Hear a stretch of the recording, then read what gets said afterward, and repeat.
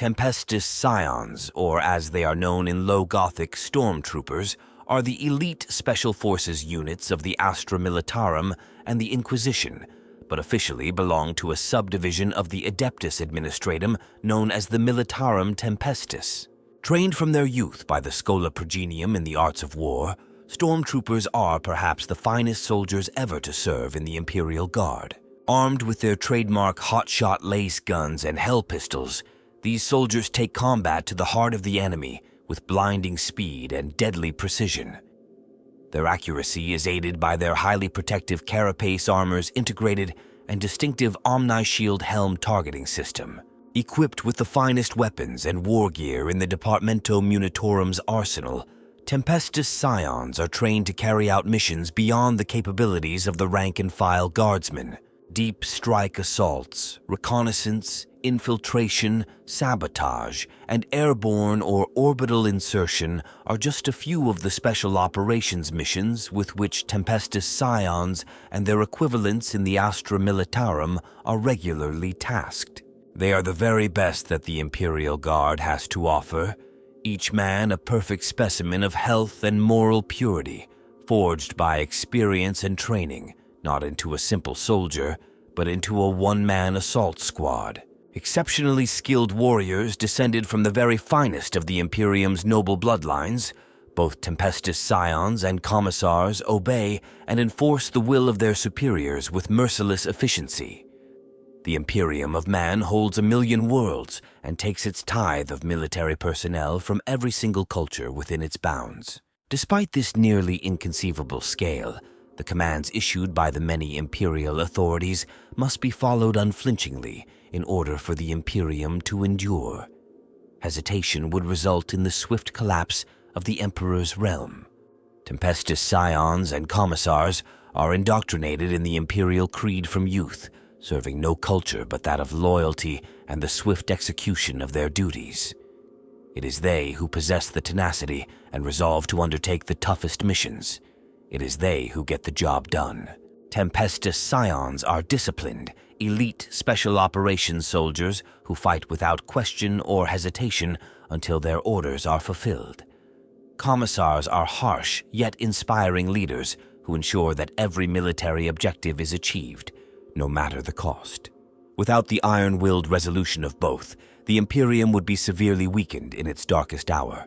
As well as being the elite wing of the Astra Militarum, the Ordo Tempestus is the training ground for the Imperium's finest martial operatives outside of the legendary Adeptus Astartes.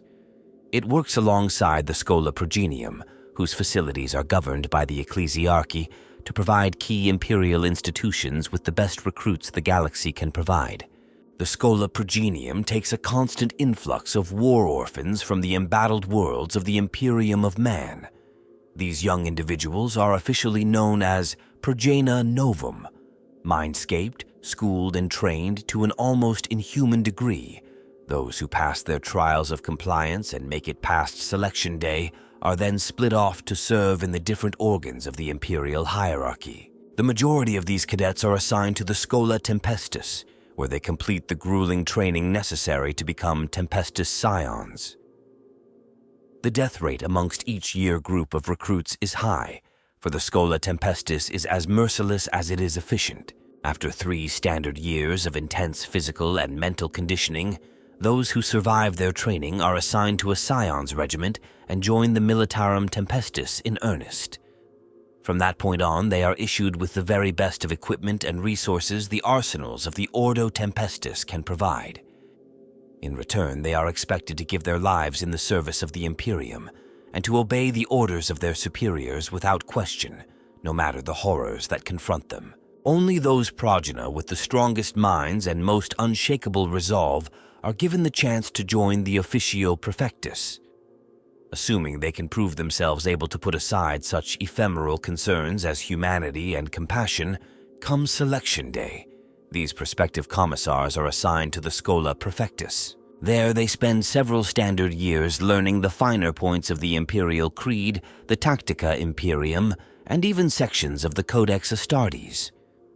Once each of their spheres of knowledge is complete, they will be given the uniform and authority of a full member of the Officio Prefectus, entrusted with a bolt pistol, the holy instrument of authority and vengeance presented to all of their brethren, and frequently given a power sword for close quarters fighting.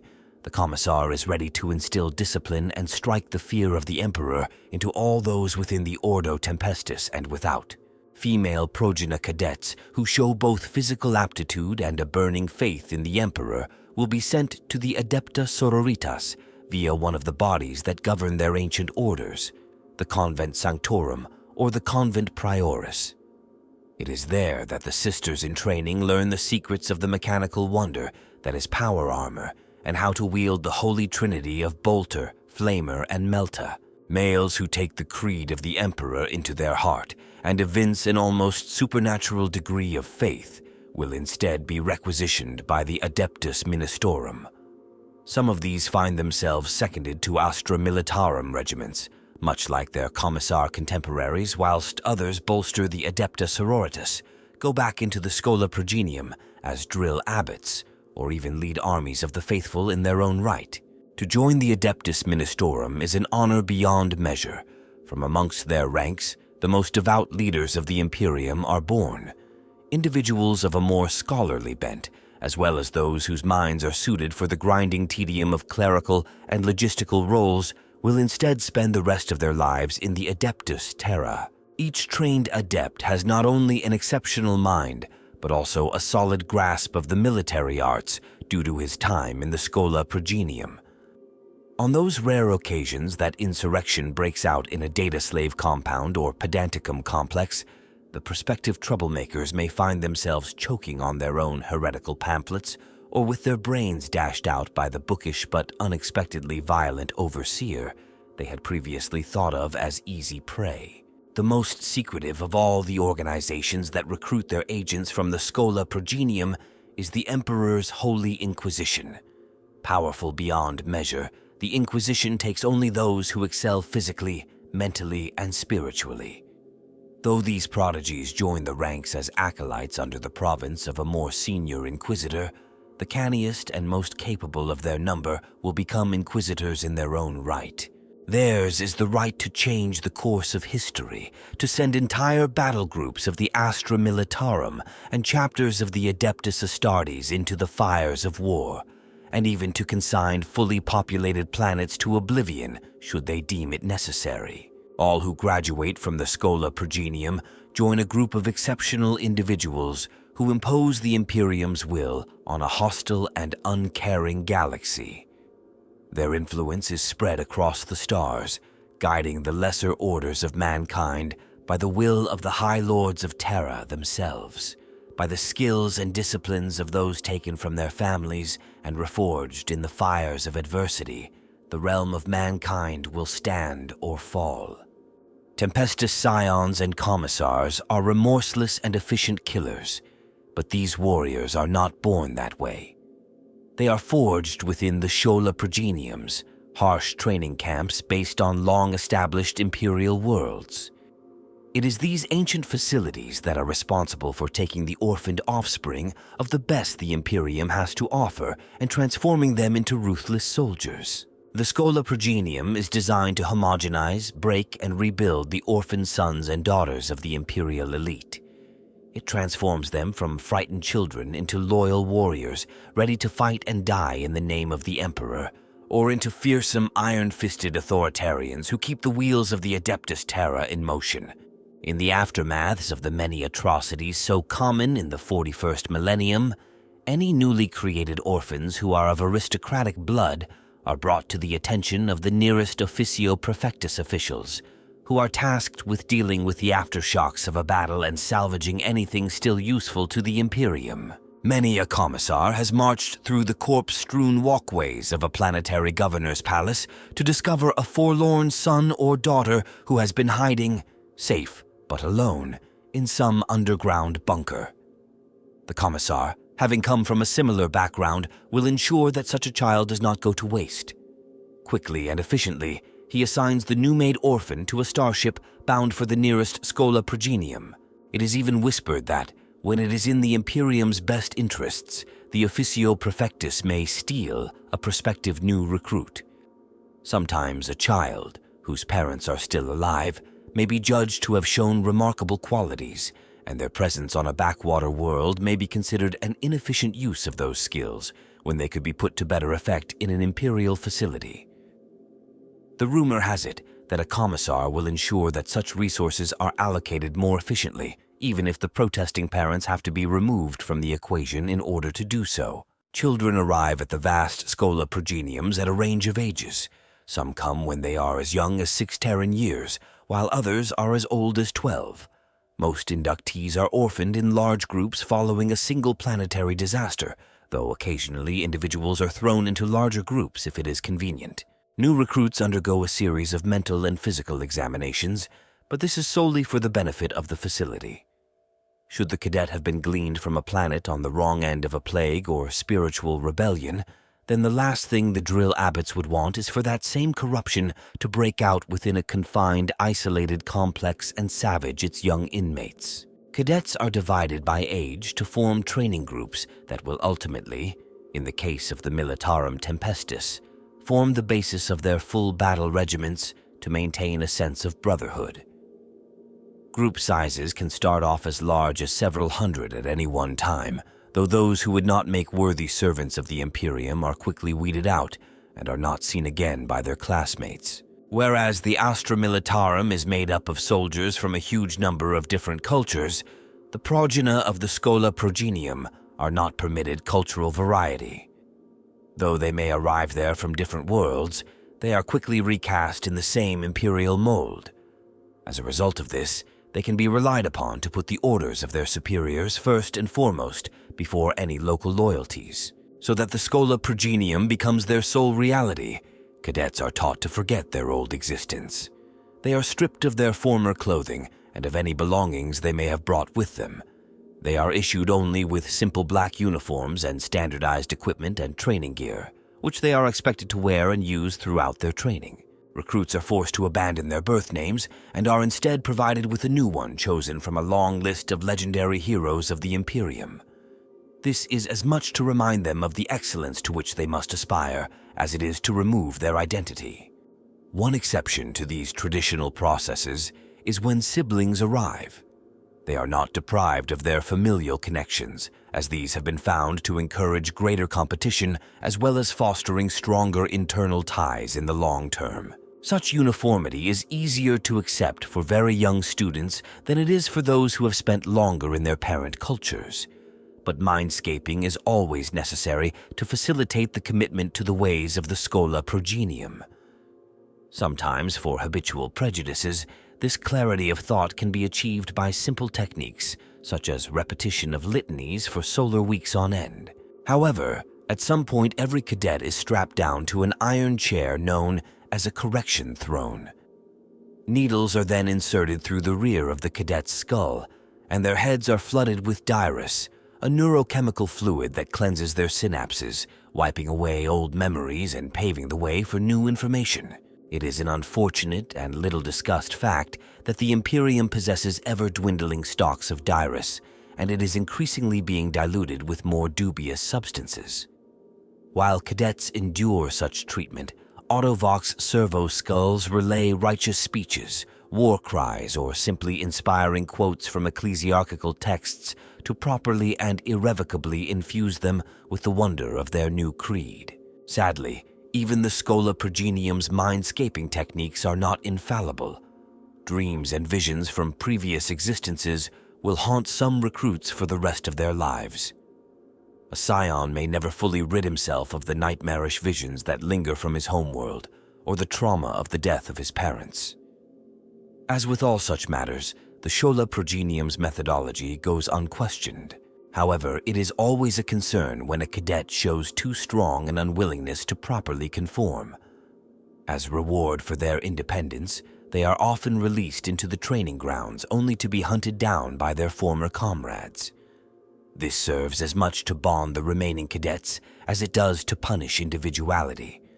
If a cadet publicly disobeys orders, they will meet a spectacular and very public end, courtesy of a drill abbot's great hammer. What little remains of their spine is coiled within a glass box and mounted within the dormitory to serve as a warning to others. This is not at the extreme end of remedial punishments. In the Schola Progenium facility on Brelex, the products of one incident remain forever enshrined. Due to a faulty batch of minescaping chemicals, a whole year group rose up against the dictates of their masters. The seething Abbot Prime ordered the Officio Prefectus to crush the rebellion. Whilst still alive, the mutinous cadets were meshed with mortar and used to line the Schola's ferrocrete walls. To this day, their bones jut out of long corridors, grasping for freedom as a warning of the consequences of insubordination. Schola Progenium training may be considered a drawn-out form of torture.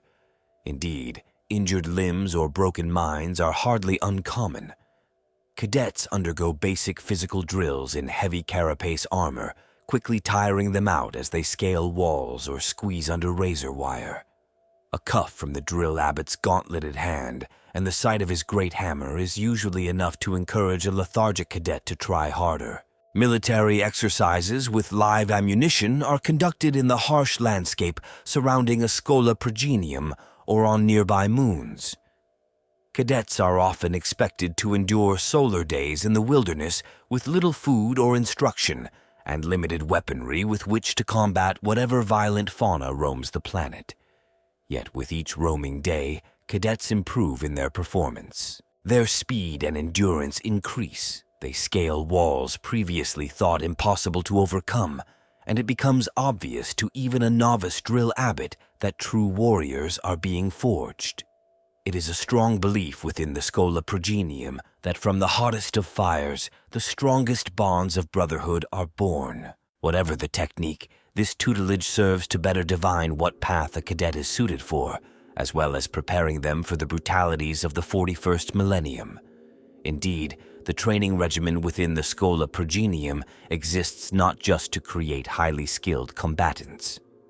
Amidst the trials and challenges, the drill abbot will constantly assess and reassess as to who will make an excellent Tempestus Scion, an excellent commissar, or who would be better suited within the Adeptus Terra. However, some scholas use more esoteric methods of selection.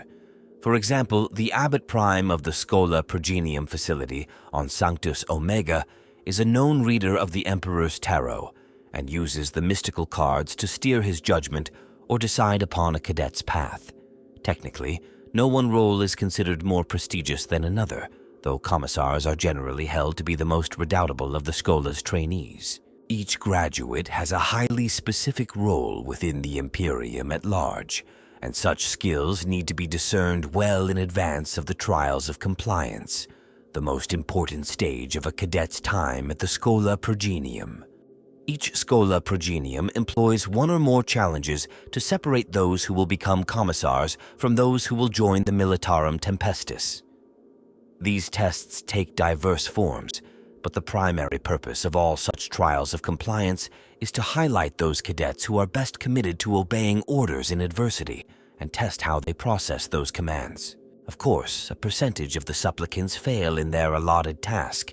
Many end up as equerries or thralls of the Schola Progenium. Some of these disappointments may work through their sentences as menials and eventually be permitted to join the regular Astra Militarum. Ever eager to prove their worth, these few may yet become Imperial soldiers in their own right. For potential Tempestus Scions, trials of compliance may involve live fire exercises in the hallucinarium. In endless labyrinths, cadets are constantly exposed to strange visions and false suggestions. Yet the prospective initiates are expected to follow the correct orders without hesitation, no matter how strange those orders may be, and no matter how monstrous the entities they come up against. There are timed physical tests too, such as scaling the grand facade of the facility whilst constantly chanting that particular Schola Progenium's motto.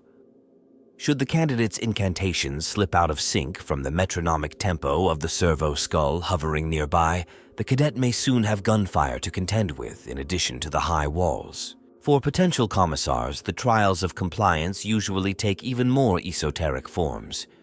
Without knowing it is a test, a cadet may be commanded to locate one of his closest colleagues, a comrade with whom he has shared the trials and tribulations of the Schola Progenium over many years, and shoot them through the head. Such a callous execution order serves a dual purpose, as it proves that the cadet commissar can not only follow imperial orders, but that he or she will have no problem killing stubborn officers when in the heat of battle. However, the Schola Progenium recognizes the danger posed by a highly trained candidate who shows the promise of a commissar, but who cannot follow such an order.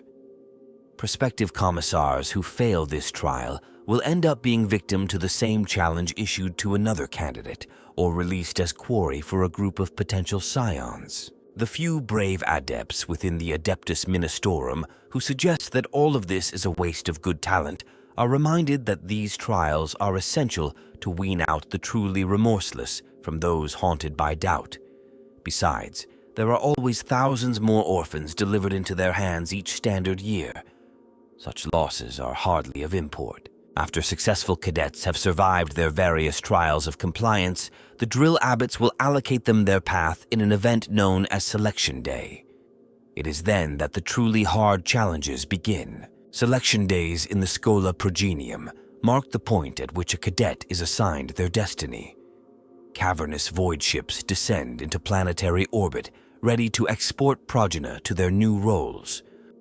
From dawn to dusk, amidst the slow incantation of ancient litanies and clouds of incense, cadets are divided according to their selected path. A good many discover that they are to head into the ranks of the Adeptus Terra. Those young women who show not only fine military skills, but strong signs of faith are prepared to journey to training convents of the Adepta Sororitas' Orders Militant, while others may join the Adeptus Arbites. The most talented warriors are chosen for the Militarum Tempestus and Officio Prefectus. Each group is assigned to a starship and consequently dispatched to the appropriate Schola Tempestus or Schola Prefectus for more advanced training in their chosen discipline.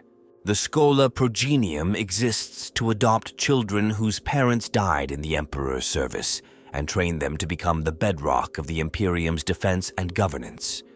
The Schola's graduates are scattered across imperial society, the Ecclesiarchy, the Administratum, Adeptus Arbites, Commissariat, Adepta Sororitas, or even the Inquisition. However, for those who prove to be particularly martial and aggressive, the Schola reserves its most difficult and dangerous training. This is the instruction provided to the famous Astra Militarum and Inquisitorial Tempestus Scions. Stormtrooper training begins immediately after the Schola Progenium's primary educational course, but does not supplant it. After all, potential Tempestus Scions are expected to be more than simply warriors. Each is expected to be well-schooled in basic education and imperial lore and history and unwaveringly loyal to the God Emperor, something a Schola education works diligently to impart. Although the vast majority of stormtroopers are progeny, orphans trained at the Schola Progenium, at times a senior official of the Imperium, such as an Inquisitor, uses their authority to have an adult individual inducted into the Tempestus Scions training course of the Schola Progenium.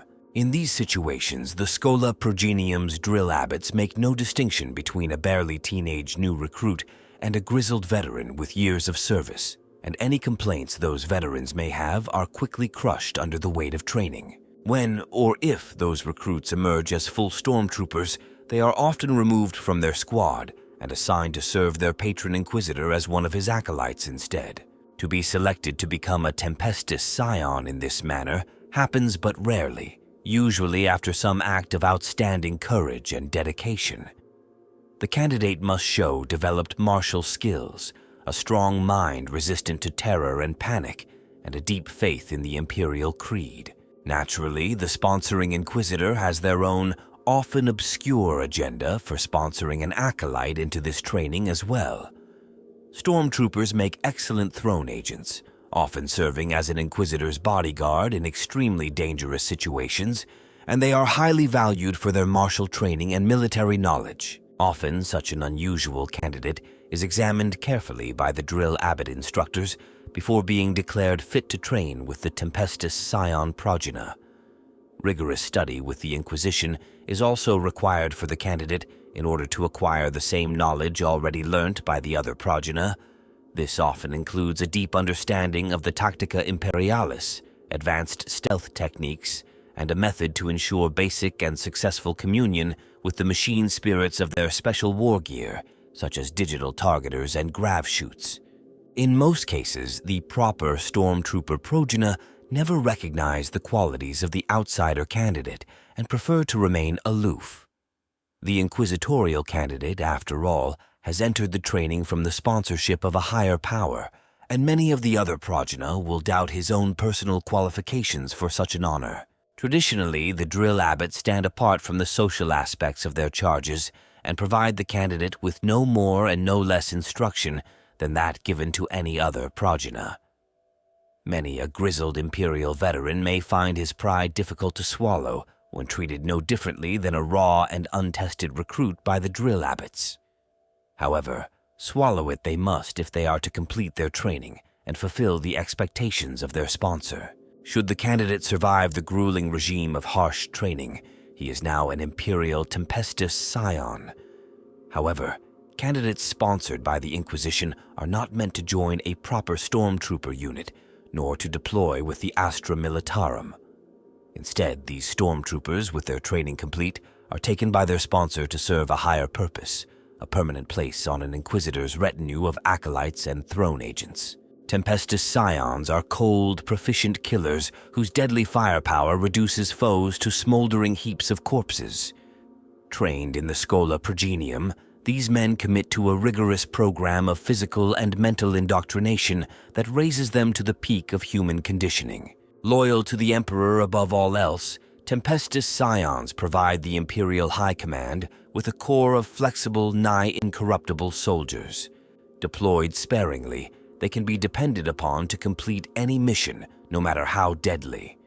Racing into battle aboard armored transports or plummeting down on grav chutes, the Scions are the sharp edge of the Imperial Guard war machine. Each squad of Tempestus Scions consists of veteran warriors, trained and equipped to the highest standard. Protected by rigid armoplates and reinforced ceramite plates, Scions wield a sophisticated range of high-powered weapons that perfectly complement their shock assault role, and their discipline is such that they can direct their deadly firepower to absolute optimum effect. Unlike the guardsmen of the Astra Militarum, Scions endure a brutally uncompromising training regime, ensuring that only the most skilled and resolute amongst them ever see battle. The standard issue weapon for Tempestus Scions is the hot-shot lasgun.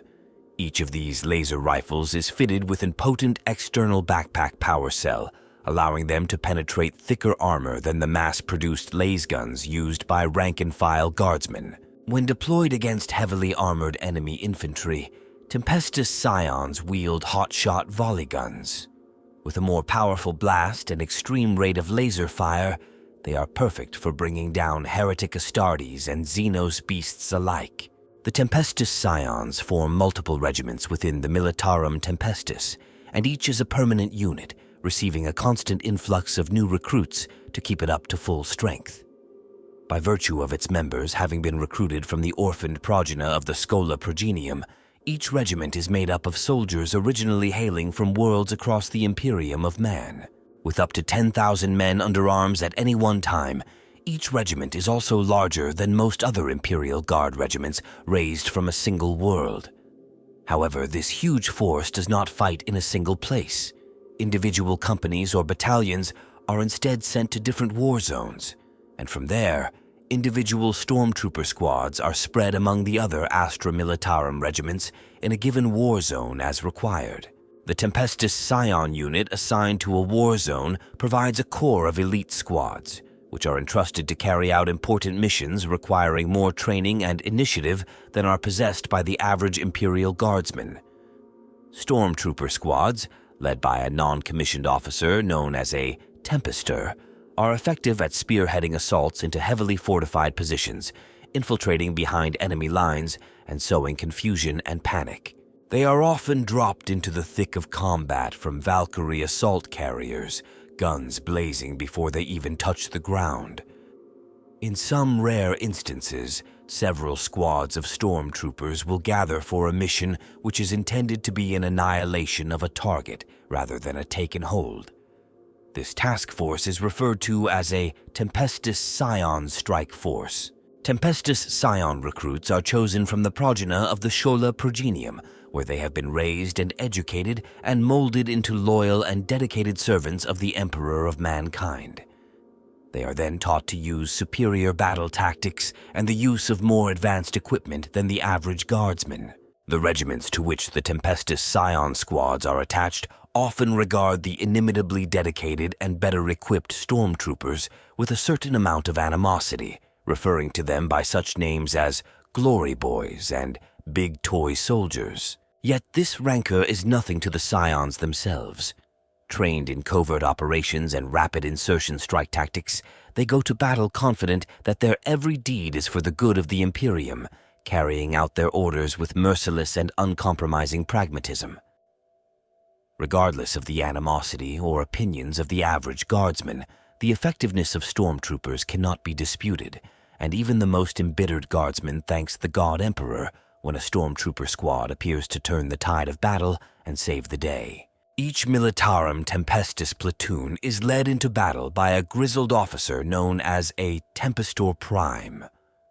Such warriors are promoted on battlefield record alone, their accolades earned through courage and unshakable discipline in the line of fire. The tactics they employ as a commander are the product of the countless missions they have undertaken as a scion, and as such, they have an intrinsic understanding of the capabilities of their soldiers. Able to operate on their own initiative in a way entirely alien to the majority of the Astra Militarum, these men lead their progenium brethren into battle with merciless efficiency. Each Tempestus command squad is comprised of the very best scions in the regiment. A Tempestus command squad will often shadow a Tempestor Prime on an operation, shielding them against incoming fire while answering with salvos of their own. Vox operators relay the Tempestor Prime's commands across the VoxNet, while medics patch up and inject stimulant concoctions into downed soldiers so that they can continue to fight. Some Tempestus command squads also carry their platoon's banner into battle, waving its colors in proud defiance as they lead the charge against the enemy. Tempestus Scions can be divided roughly into 5 different categories or functionally equivalent units: Grenadiers, Standard Stormtroopers, Inquisitorial Stormtroopers, Catechin Devils, and Cadian Kazurkin. Unlike Standard Stormtroopers, Grenadiers are raised from the toughest and most skilled members of an already existing Imperial Guard regiment. This practice is normally found on highly martial worlds, such as Cadia or Krieg. Grenadiers are selected while they are still in the youth armies of the local planetary defense forces or during their Imperial Guard basic training, and are enrolled in special academies where they receive additional training. They are utterly dedicated to the preservation of the Imperium and follow an ethos of duty and honor that is both impressive and intimidating. Unlike Standard Stormtroopers, who are looked upon with disdain by their fellow guardsmen, Grenadiers are looked up to and seen as a model to follow and emulate, as Grenadiers are from the same world as the rest of the regiment. Grenadiers are often known by different names, depending upon the world they hail from, such as the Cadian Kazurkin, who are considered both a type of stormtrooper and the Cadian equivalent of Grenadiers. Stormtroopers are the closest equivalent the Astra Militarum possess to elite special forces. They act as shock troopers and commandos, conducting raids behind enemy lines and acting as the spearhead for later offensive assaults. Stormtroopers are recruited from the orphan sons of Imperial officials and military officers from all over the galaxy, such as planetary governors or high-ranking members of the Astra Militarum or Imperial Navy. Raised within a Schola Progenium under the care of the Ecclesiarchy, they live a demanding life of prayer, study, and physical exercise. This unremitting and punishing training regime hones their minds, bodies, and skills to the very peak of human perfection. These potential stormtrooper candidates are notable for their outstanding skills in the arts of war, but lack the iron personalities and charisma that would earmark them to become an Imperial Commissar or Imperial Guard officer, or the affinity for space warfare that would make them an Imperial Navy officer. They are usually not from the same regiment or homeworld as those they serve with. Due to this origin, their superior war gear and training, they are often called glory boys or big toy soldiers by the average guardsman, who are jealous of their skill and access to specialized gear. Wearing highly protective carapace armor and armed with armor-piercing hellguns, a single squad of stormtroopers can be more dangerous than an entire company of regular guardsmen. The Inquisition maintains a number of fortresses throughout the galaxy, both secret and known to the inhabitants of the Imperium. Inquisitorial stormtroopers are used by the Inquisition to guard their fortresses and the black ships as they make their purity runs across the Imperium sectors, as well as to augment an individual Inquisitor's personal forces with reliable and effective soldiers. Many stormtroopers of particular skill are chosen to become an Inquisitor's throne agents. Inquisitorial stormtroopers are selected from families with a record of unwavering faith in the Emperor and prior duty to the Inquisition. They are trained and equipped in a manner similar to standard Militarum Tempestus stormtroopers, albeit lacking the rapid insertion and infiltration skills, as they are not expected to undertake such types of missions. Such activities are more often carried out for the Inquisition by the Officio Assassinorum. Catechan jungle fighters regiments of the Astra Militarum include squads of warriors exceptional even by the exacting standards of their birth world. These seasoned jungle fighters are deadly in close combat and also carry a versatile array of ranged weapons. In Catechan regiments, these troops are called Catechan Devils, in reference to their famous kill knives and the voracious predators of their world whose fierceness they emulate in combat. These Special Forces squads consist of 1 veteran sergeant and between 4 and 9 Catechan Devil guardsmen. Some squads may even include a veteran Catechan officer. The most famous of these deadly warriors is Sly Marbo, a man renowned as the One-Man Army. Kasserkin are the elite of the Cadian shock troops regiments and part of the Imperial Guard structure, formerly dedicated to the security of the fortress world of Cadia. Their name comes from the title of the heavily defended fortress cities of Cadia, which were called Cassers in the Cadian dialect of Low Gothic. Thus, the name of these units means the city kin. These are the elite of the already superior Cadian planetary defense forces and are recruited while still serving as white shields or recruits in the Cadian armed forces into the Astra Militarum.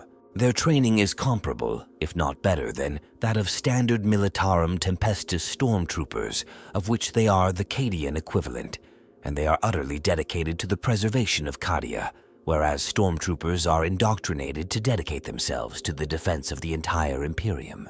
Kasserkin are highly trained in the use of numerous weapons and wear the more advanced carapace armor like standard stormtroopers. They maintain a strict ethos of duty and honor and a devotion to the Emperor that is impressive for members of the Astra Militarum. Whereas the standard stormtrooper is looked down upon in envy by most Imperial Guardsmen of the rank and file, the standard Kasserkin is looked up to with favor and respect by the other members of the Cadian shock trooper regiments. The Kasserkin were the ultimate defenders of Cadia from the enemies of the Imperium, such as the ever-present forces of chaos, and they led the charge in defense of Cadia, particularly during the early days of Abaddon, the Despoiler's 13th Black Crusade in 999, M41, when Cadia was invaded outright by the forces of chaos. To be a Kasserkin was to hold a position of honor in Cadian society, and all Cadians recognized this truth, even after the destruction of their beloved homeworld. Used to enforce execution warrants or when extreme prejudice is required, kill squads are comprised of the special operations units of planetary defense forces and represent some of the most dangerous formations that can exist within the organization of planetary enforcers. Though not true Tempestus Scions, as they serve a planetary government and not the Imperium directly, the troops that comprise kill squads are often trained to the same elite level as most standard stormtroopers, particularly on wealthy and technologically advanced Imperial planets. On some worlds, where the rule of the planetary governor is dictatorial and harsh, Kill squad troopers are the hated embodiments of their tyranny. The regiments of the Militarum Tempestus Scions depends upon their all-purpose Taurox Primes to deliver the target fury of the Imperium across all manner of hazardous war zones and through almost impossible conditions. Given the vehicle's long-standing service with the Scions, many Taurox Primes have become notable for supporting the elite warriors during notable victories. They are often painted in each regiment's colors and given colorful names. The Valkyrie assault carrier and the forces of the Militarum Tempestus are an almost perfect match. The trainine and mission indoctrination of the Scions working hand in fist with the speed, versatility, and firepower of the Valkyrie gunship. During combat operations, a Tempestus force will be granted dispensation to repaint these aircraft in the colors of their regiment. The wargear used by the Tempestus Scions is far superior to the rugged utilitarian weaponry of the Astra Militarum. Specialist training and maintenance is required by the Departamento Munitorum for each piece of kit. A Schola Tempestus cadet must pass a series of tests and earn the appropriate honors before even being allowed to use a hotshot lasgun in battlefield conditions. Each time a weapon or piece of war gear is mastered, the icon of that equipment is branded into his chest as a permanent sign of competence. Once the full suite of weaponry and war gear has been earned, a Tempestus Scion is able to wage war for solar weeks at a time without resupply in a wide variety of hostile battlefield conditions. Tempestus Scion's Carapace Armor. Carapace armor is generally a sign of status and is mostly worn by Imperial officers and agents. Made from molded plates of armaplast, ceramite, or other strong, light but highly resistant materials, it can cover the entire body or just selected regions of the body, depending on the desired level of protection. Tempestus Scions, for example, wear full-body suits of carapace armor, including an omni-shield helm with a built-in targeting and imaging array, while most rank-and-file Astra Militarum soldiers are lucky to gain access to just a simple chestplate of flak armor to wear over more comfortable mesh or flak weave suits. Some bodysuits have slots designed for simple carapace plates to be inserted in, so that the overall suits can be rapidly configured for as much or as little protection as desired. Damaged plates can in this way be more easily replaced without requiring the purchase of an entire new suit. Omni-Shield Helm. The Omni-Shield Helm is a special helmet used by Imperial Tempestus Scions. In hostile environments, a Tempestus regiment will don all-enclosing Omni-Shield helms, their resp masks proof against everything from industrial pollution to fully ignited atmospheres. When sealed, they allow Tempestus Scions to operate even in airless vacuums for limited periods of time. The multispectral oculum that attaches via suction to the wearer's eye sockets allow him to see in low light and occluded conditions with relative ease. Slate Monotron, Dextera configuration. The data slate worn upon the armored forearm gauntlet of the typical Tempestus Scion allows him instant access to his Tempestor Primes' latest command runes and war psalms. It also monitors vital signs, showing the pulse rate and health matrix of the wearer at all times so that his officer can instantly assess his condition. It was the Slate Monotron that led to the old guardsman jibe that Tempestus Scions are dead inside, for upon completion of their training, their hearts are locked in an iron box mounted on their sleeve. Astra Militarum Fatigues. Stormtroopers generally wear the common battle dress uniform or fatigues that are standard to their attached regiment beneath their carapace armor. Microbead. A microbead or comm bead is a short-range radio wave communication device worn in the ear, good for communications out to about 1 kilometer, depending on weather conditions and the intervening terrain. Each fits discreetly in the ear, with higher craftsmanship models nearly undetectable in casual inspection. Resp Mask. A simple breathing mask that covers the nose and mouth or entire face.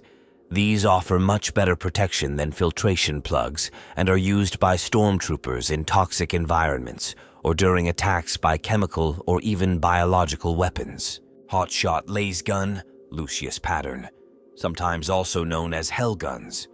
Hotshot weapons are almost exclusively used by high-ranking Imperial officers and elite forces who favor the higher power provided by these weapons over the greater rate of fire, but poorer penetration of the Astra Militarum's standard-issue laser weapons. While Hellguns are rarely seen employed in the Imperial Guard outside of the elite Tempestus Scions units, Hell pistols can be seen in use among many members of the Guard's officer corps and among agents of the Inquisition, where their greater power often means the difference between life and death. Hotshot Laser Gun, Ryza pattern, manufactured in the finest incantoriums that the Forge world of Ryza can provide, this lasgun does not use a clip-like power pack as with those of the Imperial Guard, but instead a hyper-yield power array worn as a backpack rig. By adjusting this rig, the Hotshot lasgun can be calibrated to emit bursts of such penetrative power they can punch straight through ceramite. At its maximum capacity, the lasgun operates in the 60 megathul range and holds enough potential energy that it is warm to the touch. 4. Charge packs for Hotshot lasgun. Charge packs are powerful batteries used almost exclusively by Imperial laser weapons. The cost of a charge pack varies depending on the class of the weapon. In all cases, it provides shots equal to the weapon's full clip value. Combat Knife. This one-handed melee implement is the ubiquitous backup weapon for warriors all across the Imperium, be they lowly hive scum or the elite soldiers of a planetary governor. Some, such as the Catechin fighting knife, are designed for a specific purpose, whilst others are more generic in nature. Imperial Infantryman's Uplifting Primer, a standard-issue Imperial text that covers a vast variety of topics. This book is possessed by all members of the Imperial Guard as part of their standard-issue equipment. The primer is a basic guide that details everything a guardsman needs to know: principles and regulations of the Imperial Guard, issued arms, attire, apparatus and equipment, basic battlefield policy and Imperial Guard organization and structure, elementary battlefield medical instructions, and a detailed guide on the foes of the Imperium. No guardsman should ever be found without possession of a copy of the Uplifting Primer, for the punishment is severe. The primer is a basic guide to life in the Imperial Guard and the tactics employed by its regiments. Even elite Imperial troops like stormtroopers oftentimes still rely on its advice. Ryza pattern Hotshot Volley Gun, considered by many Tempestor Primes to be the ultimate weapon deployed by the Militarum Tempestus, the Hotshot Volley Gun is a truly fearsome firearm. Incorporating penitent-class heat-sink arrays, these weapons can maintain a punishing rate of high-powered laser fire. Hotshot Las Pistol. One Tempestus Scion can replace their Hotshot Lace Gun with a Hotshot Las Pistol and a Clarion Vox array. Monoscope. Though it can be used to project a beam of light, the monoscope is primarily intended as a visual uploader. Panning left and right as the Tempestus Scion goes about the prosecution of war, each monoscope can be tapped into by any Tempestor or Tempestor Prime who wishes to see what his subordinate is witnessing. The act of covering up a monoscope's lens, whether accidentally or by design, is punishable by a full solar day's electro-whipping and a number of days without rations at the commanding officer's discretion.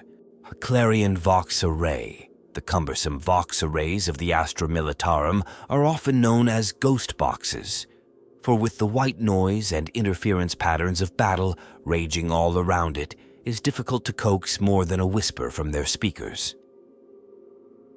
Not so the Clarion Vox array of the Militarum Tempestus, a triumph of audio-military hardware that overrides its designated airwaves with the crystal-clear and perfectly enunciated commands of the Tempestors leading each detachment. Martyr's Gift Field Service. Medikit. The Martyr's Gift Medikit is a cut above anything issued to the Astra Militarum. Loaded with combat stims, auto-cauterizing thermic gel, and single-use disposable bionics, this Medikit is intended to ensure that wounded Scions get back into the fight with the minimum of fuss. Long-term healing is of little interest to Tempestus Scions in the heat of battle, Providing a wounded warrior can be patched and propped sufficiently to complete his duty, his eventual fate matters not. The Martyr's Gift even features a belt of subcutaneous frag charges that can be used to booby-trap a terminally wounded Scion's body. Thus, even in death, the Tempestus Scions strike back against the enemy that slew them. Flamer, Meltagun, Plasma Gun, Grenade Launcher, or Hotshot Volley Gun. For every 5 Scions in the squad, 2 may replace their Hotshot Laser Gun with one of these weapons. 709th Stormtroopers Company. The 709th Company participated in Operation Comet during the Taros campaign of 998. M41. The intent of this operation was for the Imperials to seize Taros's means of producing water and turn it to their own use. They spearheaded this operation by arriving over their targets, the hydro-processing plants that produced clean water and deployed by fast rope. Part of their mission was to place the homing beacons for the following wave of the 23rd Elysian Drop Troops Regiment. This task was of great importance to the successful continuation of the war for control of Taros with the Tau, and was successfully completed despite ferocious Tau resistance. 2378th Stormtroopers Company. The 2378th Company participated in Operation Deathblow during the Taros campaign of 998. M41. Receiving intelligence about the location of the Tau Supreme Headquarters, the Imperial Guard organized, planned, and executed an operation known as Operation Deathblow. During this operation, 3 volunteer squads from a hand-picked platoon of stormtroopers from the 2378th Company, led by Colonel Shea, attacked the headquarters of the Tau Army near the capital of Tarokeen on the mining world of Taros during the Taros campaign in order to kill the alien leader, the ethereal Anvra. Aided by the suicide bombing attack of a highly skilled operative of the Officio Assassinorum's Eversor Temple, the mission was almost successful. Though they were successful in the assassination of Anvray, the Imperials failed to kill Chassot Remir, Commander Longknife, the Supreme Commander of Tau forces on Taros. Though initially stunned into inactivity by the loss of the ethereal, anger swelled inside each Tau warrior into a vengeful wrath that they soon unleashed upon the humans. The Tau eventually won control of Taros and expanded their nascent empire during the Third Sphere expansion. The Imperial forces were forced to withdraw from Taros, which was absorbed into the Tau Empire and renamed Taros.